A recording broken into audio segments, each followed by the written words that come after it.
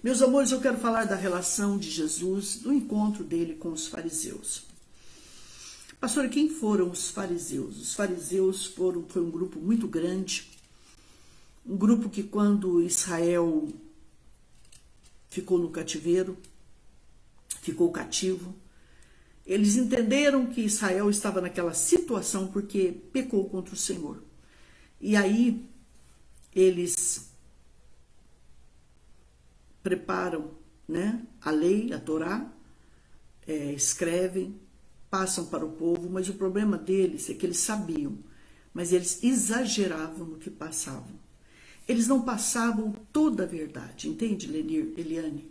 Eles não passavam, meus amores, conforme a verdade. Porque a palavra do Senhor, ela diz para mim e para você, que os céus e a terra passarão, mas as minhas palavras não vão de passar.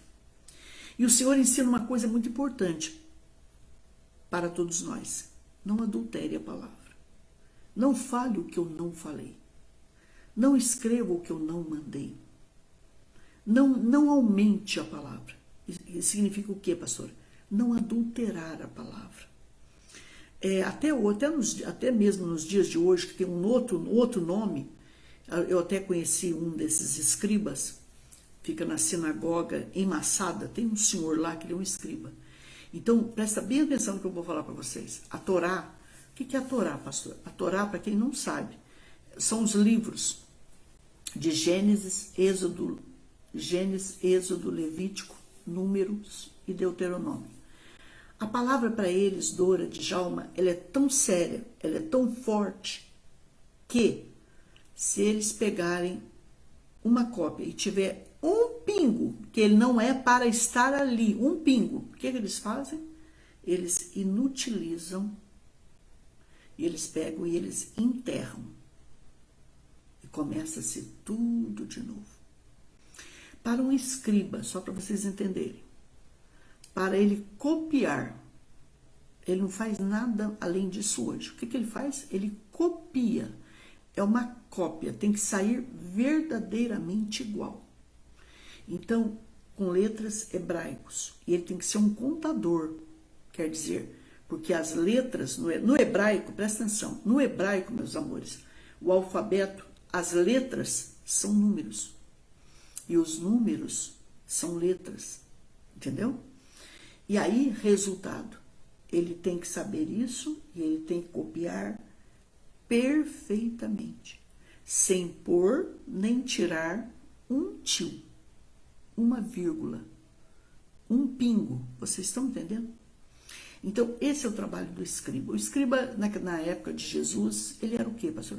Ele era um mestre, ele era um professor, ele era alguém que ensinava, ele era alguém que copiava os livros iguaizinhos, a Torá e outros livros históricos, proféticos, seja o que for, sei lá. E os fariseus? Os fariseus eram um grupo muito grande, um grupo que eles representavam o lado jurídico e o lado político de Israel, de toda Israel. Então eles tinham uma força muito grande, pastor, muito grande, muito grande. Tanto que condenaram Jesus numa noite, se analisa comigo, sendo que não poderia se fazer isso à noite, eles fizeram. Como levantar testemunhas sérias? À noite, eles levantaram na calada da noite. E você vai perceber uma coisa que eu percebi aqui, Lira, que o que mais pegou desse grupo contra Jesus não foi simplesmente, presta atenção, um ciúmes, uma inveja, foi mais que isso. Foi mais que isso, foi. Foi um orgulho, uma soberba, foi uma vingança. Então eles sentiam o que de Jesus, pastor? Os líderes políticos, os líderes governistas, os líderes religiosos na época de Jesus. Muitas vezes eu e você falamos assim, ai meu Deus, eu passo uma perseguição tão grande. Não fala isso não. Você não sabe, eu também, o que Jesus passou. Por mim e por você. Porque ele não precisava passar tudo aquilo, nada daquilo. Eles sim foi perseguido. Eles sentiam raiva, ódio de Jesus. Então, quando uma pessoa chega a esse nível, ela é disposta a fazer qualquer coisa para tirar você de cena. O que eles fizeram, pastora? A morte de Jesus para tirá-lo de cena. Só que, ao mesmo tempo, eles contribuíram, porque o que Jesus? Jesus seguiu as profecias, Jesus seguiu os profetas, Jesus seguiu, meus amores, o que para ele já estava determinado. Vocês estão me entendendo? Então, seja os fariseus, os saduceus, os escribas, seja Judas Iscariotes, eles fizeram o que Deus, na verdade, os determinou, né? Então, nós vamos lá. Eu falei para vocês que, na última mensagem, pastor, eu quero entender bem tudo isso. Pega a mensagem de ontem, aí vocês assistam com calma. A de hoje eu não posso voltar, tá? Mas aqui diz que trouxeram-lhe então um endemoniado, cego e mudo. E de tal modo curou que o cego e mudo falava e via. Então, o que significa isso, pastor? Lembra que eu falei para vocês que no tempo de Jesus não havia simplesmente uma obsessão, que é o espírito ficar do lado oprimindo. Era uma possessão. Aqui o ensino diz que esse espírito o dominava. O que é isso, pastor? Dirigia a vida dele. Um principado, não sei, uma potestade, um dominador entra nele, nesse menino, e esse menino, desde que ele entrou nele, ele passou a não falar e ele passou a não enxergar mais. Pastora, mas pode acontecer isso? Pode. E eu falei para mim e para você que existem 3 tipos de enfermidades, no mínimo, que a gente pode descrever aqui. Aquela enfermidade que atua naturalmente, né? Que você nasce propenso a ela, natural. Tem aquela enfermidade originária de um pecado que eu possa cometer e você também. E aí o que acontece? A gente não se arruma, a gente não libera perdão, não pede perdão, não se arruma e aquilo vai ficando dentro da gente e vai trazendo. Então você tem que ter muita pressa para arrumar isso. O que a Bíblia diz? Que antes que o sol se ponha, não deixe o sol se pôr sobre a sua ira. Resolva a tua vida, né? Então, resultado. A gente tem que resolver a nossa vida, em nome do Senhor Jesus Cristo, tá? E tem uma outra enfermidade, que é essa que eu estou descrevendo hoje, que ela é totalmente espiritual. Ela é maligna. Ela vem direto do inimigo que vem e age. Entendeu, não? Então, é isso aí. Então, são pelo menos três formas da gente começar a se observar, a se policiar e a se ajudar. Trouxeram-lhe, então, um endemoniado, cego e mudo. Ele era cego, não enxergava e mudo, não falava. E endemoniado. Pastora, que luta desse menino. Que luta de um menino, que luta de uma família, gente. Porque quando eu e você sofremos, quem mais sofre é a nossa casa. Sabia disso, né? É a nossa família. Porque ele, sendo endemoniado, ele era dominado. O que é isso? Ele era possuído, ele não entendia. Ele não sabia. Mas a família, quem cuidava dele, é que realmente paga um preço. Quem já passou por isso na família sabe do que eu estou falando, né? Não é fácil, não. E toda a multidão se admirava e dizia, quando Jesus o cura, presta atenção, quando Jesus o liberta, quando Jesus manda esse espírito mal embora, o menino passa. Glória a Jesus por isso. O menino passa a ver e a falar. Quer dizer que Jesus tira o espírito mal do menino, expulsa-o, e o menino passa a ver e a falar. Que coisa extraordinária. Eles sabiam naquela época, gente, que só Deus poderia fazer isso. Vocês me entendem? Coisa mais linda. E toda a multidão se admirava e dizia: não é este o filho de Davi? Quando eles viram isso, eles disseram: mas não é esse o Messias? Não é esse o filho de Davi? Não é esse o Cristo que nós estamos esperando? Eles ficaram maravilhados. Por quê? Porque esse menino já era conhecido e corria, ali era um lugar pequeno, não era tão grande. Essa fama correu. Mas os fariseus, ouvindo isto, diziam: esse aí, ele não expulsa os demônios, senão por Beelzebu. Quem era Beelzebu, pastora? Era o deus das moscas. Ele era o príncipe dos demônios.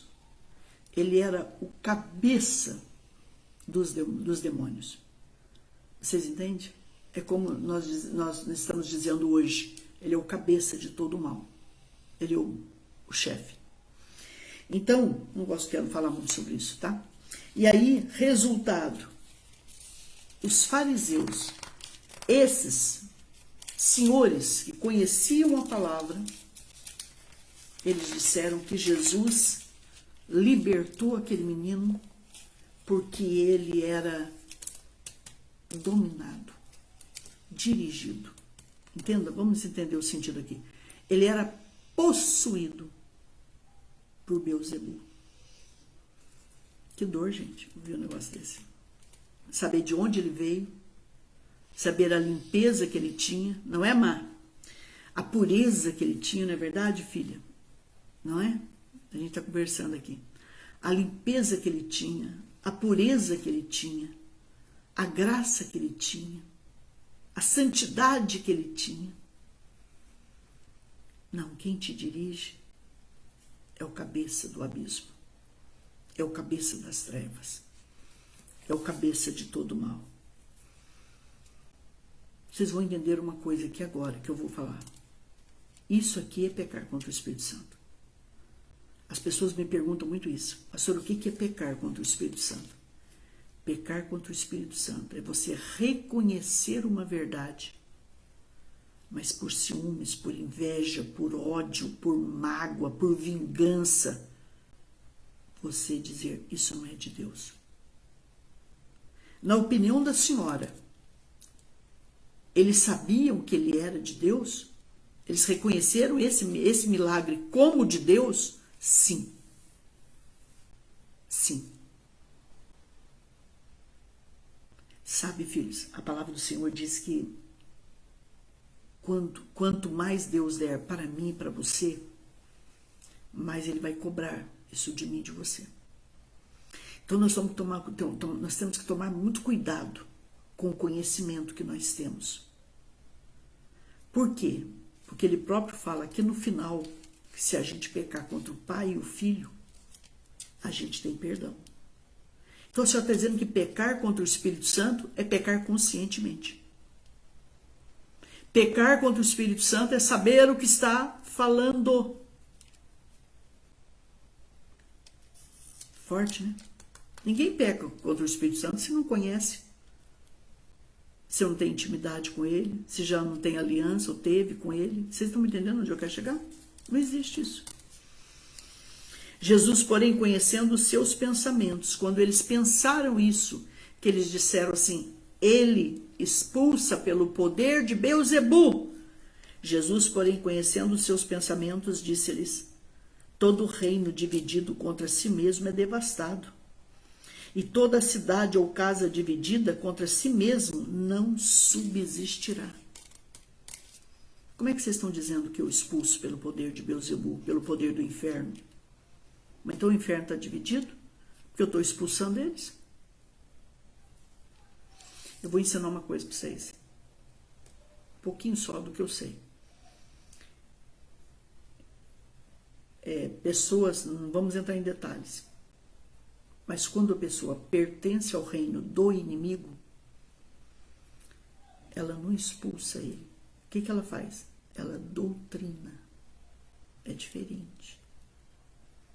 O que Jesus fez? Jesus apontava, ele nem colocava a mão, gente. Jesus levantava o dedinho assim para a pessoa e dizia: Em nome do Pai, vai embora. Por que ele libertava com o dedo de Deus? Com autoridade. Isso que significa autoridade que Deus deu para ele. Vocês estão me entendendo? Eu, se fosse vocês, compartilhavam um pouco mais para mais pessoas saberem disso aqui. Nós não estamos... Vamos pregar o evangelho aí, vamos lá. Jesus, porém, conhecendo os seus pensamentos, disse-lhes: todo reino dividido contra si mesmo é devastado, não subsiste, não permanece de pé. Você quer destruir uma igreja? Vou te ensinar agora. Começa a falar do anjo, começa a falar do conselho, começa a falar da igreja, começa a falar daquele culto, começa a falar da palavra. Você quer destruir a igreja católica? É a mesma coisa. Começa a falar do padre, dos papas, dos bispos, arcebispos, coroinhas, frades, freiras. Você quer destruir uma casa? Começa a falar da tua casa. Começa a falar do teu pai, da tua mãe, dos teus irmãos uns para os outros. Pastora, a senhora está dizendo, sim, essa casa não permanecerá de pé. Pastora, como é que a gente faz para destruir um casamento? Por mais errado que o teu marido e a tua esposa esteja, fale dele para ele, fale dela para ela. Passou-se isso, acabou. E não é fala, é conversa. No momento que ele ou ela estejam preparados. Você quer destruir um casamento? Começa a colocar defeito no teu marido, defeito na tua esposa, defeito nos teus filhos, defeito no teu pai e na tua mãe. O inimigo vai mostrar alguém que não é essa belezinha, que não é essa hashtag perfeição de Jesus. E quando você vê, o casamento está destruído. Pastora Solange, alguém destrói o casamento de alguém? Não, começa dentro da casa. Atitudes do marido, atitudes da esposa, falta de zelo, falta de cuidado, falta de honestidade, falta de respeito, falta de integridade um para com o outro. Vocês estão entendendo, meus amores? O que o outro lá fora fizer, quando ele entra e faz, é porque ele já tem um... Primeiro se abre aqui para mim, olha, fica olhando para minha mãozinha. Primeiro se abre uma fresta e a gente não vigia. Essa frestinha, ó, ela vai aumentando. Olha para minhas duas mãos, no meio das mãos, olha, ó. Aí, ó, essa fresta vai aumentando, ela vai virando, ó. Daqui a pouco a sua vida, a sua casa, o seu casamento já virou um cânion. Tem uma abertura extraordinária para Satanás agir. Jesus disse isso. Todo reino dividido contra si mesmo é devastado. Toda cidade ou casa dividida contra si mesma não subsistirá. Conversando com alguém mês passado, um pouquinho mais, alguém falou assim: a senhora não vai se manifestar nas redes sociais contra as autoridades do nosso Brasil? Eu falei: não, quando eu começo a falar mal, quando eu começo a colocar post, quando eu começo a agir, eu estou fazendo o jogo do inimigo. Eu estou indo para a terra. Eu estou indo para a parte baixa. Eu estou me igualando ao inimigo. Mas o que a senhora faz? Eu levo a minha vida, a minha casa, a minha família e as minhas autoridades, seja elas quais forem, eu as levo para as regiões celestiais. Vocês estão me entendendo? É isso que nós temos que fazer. As nossas armas terão que ser diferentes. O nosso pensamento tem que ser diferente. As nossas atitudes terão que ser diferentes.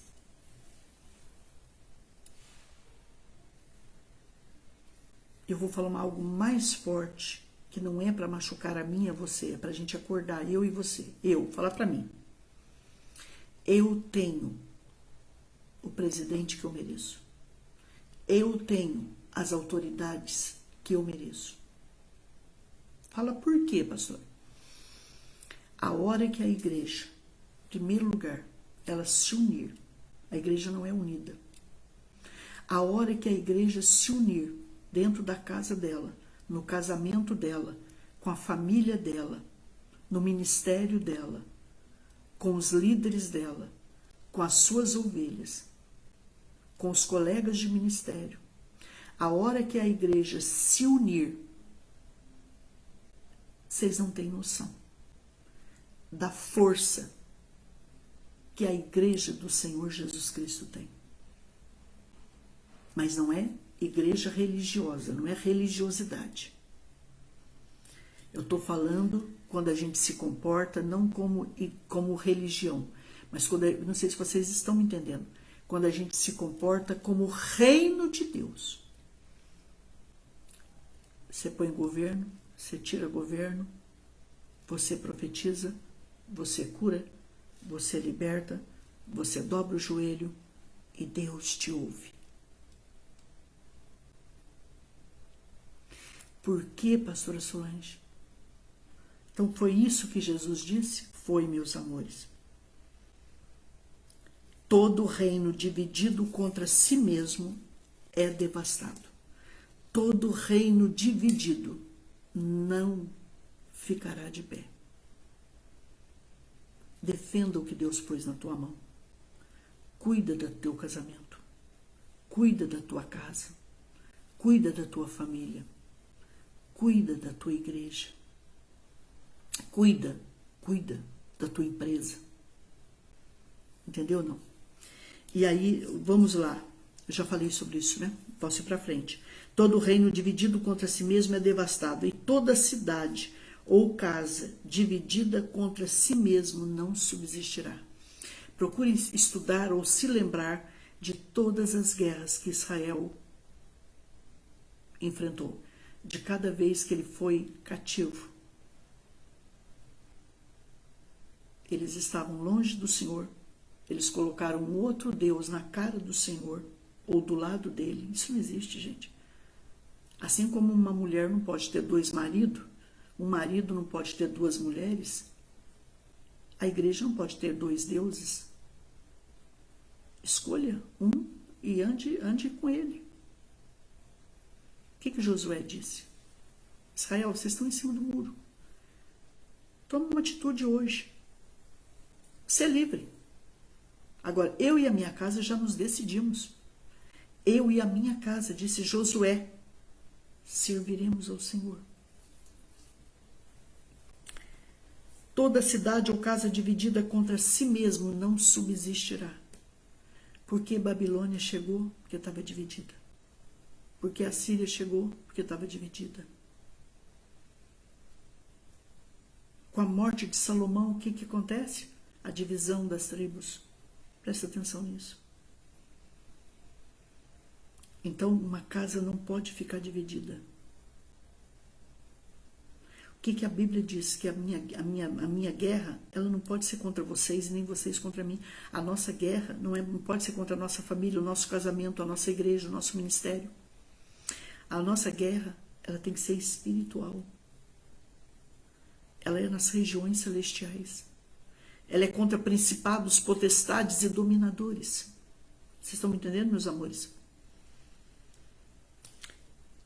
E Jesus fala uma coisa dura para eles. E uma verdade. Por isso que eu falei para vocês que eu precisava continuar aqui, porque tem verdades profundas aqui, que pode me acordar e te acordar para uma vida renovada ainda hoje, né? E se eu expulso os demônios por Beelzebu, por quem os expulsam então vossos filhos? Portanto, eles mesmos serão os vossos juízes. Ué, se eu expulso vocês por Beelzebu, então o reino de Satanás está dividido. E vocês? Uma coisa que você precisa aprender aqui, eu também. Eu já vivi isso, eu não quero entrar em detalhes. E eu já estudei isso, por isso que eu posso falar assim, um pouquinho só de cadeira. Se não puder falar de cadeira, eu falo de banquinho. O reino do inimigo é unido. O reino do inimigo é organizado. O reino do inimigo é hierárquico. O reino do inimigo, cada um sabe o seu lugar e age. Um não atropela o outro. Um não machuca o outro. Um não se levanta contra o outro. Um não briga com o outro. Um não quebra o outro. Por isso que eu bato nessa tecla sem medo de errar. Que uma coisa é viver na religiosidade. A outra coisa é ser reino e sacerdócio de Deus nesta terra. E se nós nos unirmos, não só estarmos unidos, o que é estar unido, pastor? É estar junto. Então vamos supor, tem 20 pessoas aqui, vou dar um exemplo. Essas pessoas estão unidas. Quer dizer o quê? Elas estão juntas, no mesmo lugar. Mas eu não digo estarmos, esse unido em hebraico, é estarmos em unidade. O que é unidade, pastor? É nós estarmos no mesmo pensar, no mesmo falar, no mesmo sentir, no mesmo agir, no mesmo espírito, aliançados. Se nós chegarmos a esse nível, acabou-se todos os problemas. Se nós aprendermos a resolver os nossos problemas, acabou-se os problemas. Se nós tivermos a coragem de, quando pecar contra o nosso próximo, não tem que falar para ninguém, orar primeiro, pegar ele em particular, ela em particular, que ela te ouvir o que diz a palavra, você ganhou o teu irmão. E se o teu irmão não me ouvir, pastor, leva mais uma pessoa, mas de confiança, que seja reino e sacerdócio. E uma mais. E aí nós vamos resolver os problemas. É o que a palavra me ensina. Pastora, e se não é hora e não consegue, não tem jeito e não aceita, o que eu faço? Ora e lembre-se de Eclesiastes capítulo 3. Eclesiastes 3 dá um toque para mim, para você. Existe tempo para todas as coisas. Meu pai era um enxadinha. Meu pai foi um homem do campo, um homem do sítio, um homem da roça. Um homem que não estudou, mas tinha uma sabedoria, um discernimento, um temor a Deus que me emociona até hoje. Ele dizia que tem duas coisas que cura qualquer coisa: Deus e o tempo.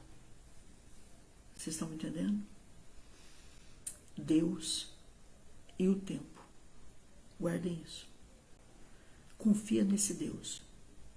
O que você não conseguiu resolver, o que não foi resolvido, cobre com o sangue de Jesus.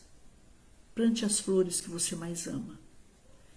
E ore, porque Deus vai trazer a resposta, Deus vai cuidar, Deus vai arrumar. Mas não piore as coisas, eu e você, com palavras e com atitudes. Em nome de Jesus. Mas se eu expulso os demônios pelo Espírito de Deus, é conseguintemente chegado o reino de Deus para vós. Ué, se eu faço pelo reino do inimigo, então está dividido. Mas se eu faço algo pelo Espírito de Deus, então o reino de Deus chegou. O reino de Deus chegou, irmãos. Amém? E como pode alguém entrar em casa de um homem valente e furtar os seus bens, se primeiro não amarrar o valente, saqueando então sua casa? Jesus ensina uma coisa assim, muita coisa aqui, tá? Não vai dar para eu falar muito, mas eu vou falar um pouquinho só. Que o reino espiritual ele não é fácil. E que você não consegue as coisas, você tem que conseguir as coisas com muito esforço. Aquilo que você já conseguiu se libertar do inimigo, tirar da mão do inimigo, você sabe que não é fácil, muitas vezes, sair de um vício. Você paga um preço, não é? Você passa pela fase da abstinência, que segundo os viciados, é a coisa mais triste que tem. É um desejo, é uma fome, é uma sede, é um grito, é um desespero. Correto? Pastora, eu não me prostituo mais, mas não é fácil, sinto desejos. É um preço que você paga, certo? Certo? Eu não bebo, eu não fumo, eu não me drogo, eu não passo ninguém para trás, mas eu sou muito tentado, pastora Solange, eu sofro demais da conta. É um preço que você paga. Você entra no reino espiritual. Você enfrenta o inimigo. Não é fácil. E Jesus mostra o reino espiritual aqui, ó. O reino do inimigo, ele mostra como um homem valente, um homem forte, um homem de muita força, aqueles homão que você tem que ter uma força maior que a dele. Deu para entender, não? Para amarrá-lo, paralisá-lo. E aí depois sim. E Jesus fala uma coisa impressionante aqui. Nós precisamos aprender a amarrar o homem valente em oração. Nós temos que vencer os nossos inimigos em oração. A nossa guerra é espiritual. Fica aí, gente, que volta, tá? A nossa guerra é espiritual. A nossa guerra não é contra carne e sangue. E Jesus ensina a amarrar o homem valente em oração. E para você mexer no reino espiritual, presta muita atenção no que eu vou falar aqui para mim e talvez te ajude um pouco. Para você vencer no mundo espiritual, você tem que andar na legalidade. Porque você tendo legalidade, você vai ter o que, pastora? Autoridade para vencer. Então, quer dizer, ele mostra que o reino do inimigo não é qualquer reino. É forte, sim. Tem força, sim. E nós temos que tomar muito cuidado com uma coisa que eu sempre ensinei para os meus obreiros. E para mim, acima de tudo, que eu ensino para mim. Da gente não falar nele e ele tá olhando para nossa cara e rindo de nós e dizendo assim, eu te conheço. Você me alimenta. Você gosta de mim. Você faz o que eu te mando. Quando eu te atento, como diz o mineiro, quando eu te atento, você cai, sim. Você fala da minha sujeira, mas você gosta dela. Você gosta do meu mundo. Então, ó, até parei aqui, tá? Então nós temos que tomar muito cuidado. Pastora, como é que eu faço? Você tem que se examinar, filho. Você tem que se examinar o tempo todo, o dia todo dia. Eu e você, essa palavra é para mim acima de tudo. Por quê, pastora? Porque a gente é muito pronto para responder, é muito pronto para brigar, é muito pronto para gritar. A gente é muito pronto para agir. E o reino do Espírito, ele é um reino de discernimento, de conhecimento, de vida com Deus para você vencê-lo. Você entende, filho? A gente não pode ter brecha. Eu sei que brecha todos nós temos de alguma maneira. Mas você não pode ter aquela, sabe aquele cinto, presta atenção, aquela brecha, aquele cinto que te amarra com o inimigo, que te enlaça com ele. Eu não sei se vocês estão me entendendo. Vocês estão me entendendo o que eu estou falando? Que vocês ficaram todos assim parados. Vocês estão me entendendo? Faz assim, faz alguma coisa aí. Estou esperando. Parece que vocês estão tudo paralisados. Eu já percebi que vocês gostam de ouvir sobre o reino espiritual. Vocês estão entendendo o que eu estou falando? Faz assim, levanta alguma coisa, um fogo, um dedinho, uma mãozinha, um coraçãozinho, faz alguma coisa aí. Vocês estão me entendendo? Sim? A Má explodiu aqui. Deixa eu ver, Má, deixa eles aqui. Quero ver se eles estão entendendo, Má. Só um bocadinho, Mazinha. A Mazinha minha está entendendo tudo, ó. Que bonitinho. Isso. Muito obrigada. Entenderam? Você sabe. Por exemplo, hoje alguém me perguntou, fui fazer visita hoje, me chamaram para fazer algumas visitas e eu fui. Tá bom, vamos lá. Eu não sei o que surgiu numa conversa com alguém falou assim, pastora, o que chama o inimigo? O palavrão chama o inimigo? O palavrão, gente, ele abre a porta para o inimigo. A gritaria. os ciúmes, toma cuidado, a inveja, o desrespeito, o palavrão. Por isso que a palavra de Deus diz assim, que nenhuma palavra torpe saia da minha boca e da tua. Entende, filho? Entendeu, Dai? Solange, Dai, Persila. Então, é isso, Amanda e Ivone. Procura se conhecer, procura se policiar. Entendeu? Tá? Vamos ver se a gente consegue ir para frente aqui, senão não dá para terminar. Quem não é comigo, disse Jesus, é contra mim. E quem comigo não ajunta, espalha. Portanto, eu vos digo, todo pecado e blasfêmia se perdoará aos homens, mas a blasfêmia contra o Espírito Santo não será perdoada aos homens. E se qualquer disser alguma palavra contra o Filho do Homem, ser-lhe-á perdoado. Mas se alguém falar contra o Espírito Santo, não lhe será perdoado, nem neste século, nem no futuro. Para terminar, por que Jesus falou isso? Porque eles disseram para ele, o Espírito que te unge, o Espírito que te usa, o Espírito que fez esse milagre, é de Satanás. É de Beelzebul. É do Deus das moscas. Nossa, Deus, Jesus tem poder, né? Esse Espírito de Jesus que está em você não é de Deus. Foi aqui que ele escreveu essa palavra. Quem pecar contra o Pai e o Filho tem perdão, mas contra o Espírito Santo não. Pastora, mas que Messias que eles esperavam? Não esse. Mas eles reconheciam que esse milagre que Jesus fez é de Deus. Eles reconheciam. Mas por que eles fizeram isso? Porque eles tinham mais que ciúmes, mais que inveja de Jesus. Eles tinham ódio. Eles tinham mágoa. Eles tinham vingança dentro deles. Eles tinham ruindade. Esse Messias eu não quero. Ele não é o Messias. Eu não aceito.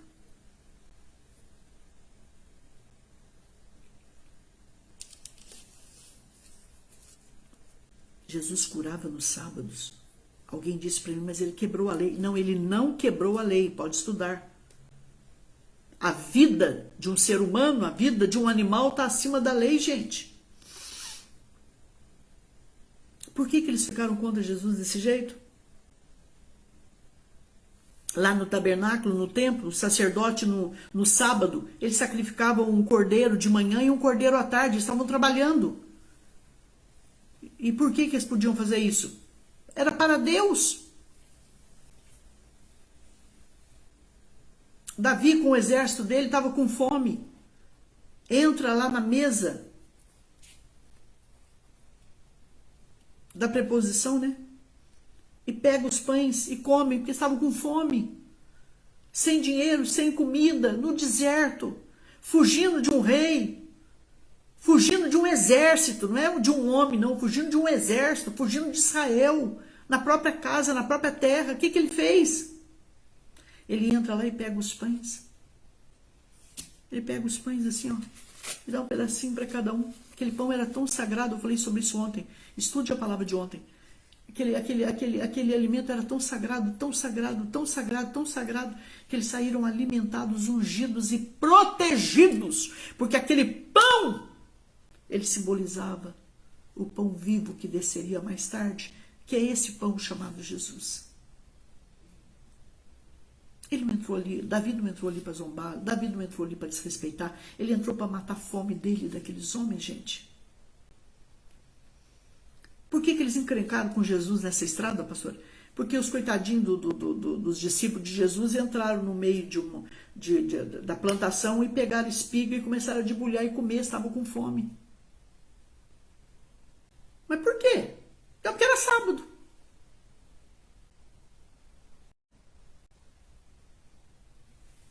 Deus olha muitas vezes para eles, olhava para eles e dizia assim, escuta, você tem uma única vaquinha, filha, na sua casa. Você tem uma única vaquinha. Você sabe o que é isso, não? Que te dá o leite, que te dá a manteiga, que te dá o queijo. E essa manteiguinha, e essa vaquinha, filha, ela caiu no buraco. Responde isso para mim, gente. A vaquinha caiu no buraco, você deixa ela cair no buraco e morrer sufocada, com as perninhas quebradas? Ou você vai lá e num sábado e salva ela? Eles protegiam os animais, gente.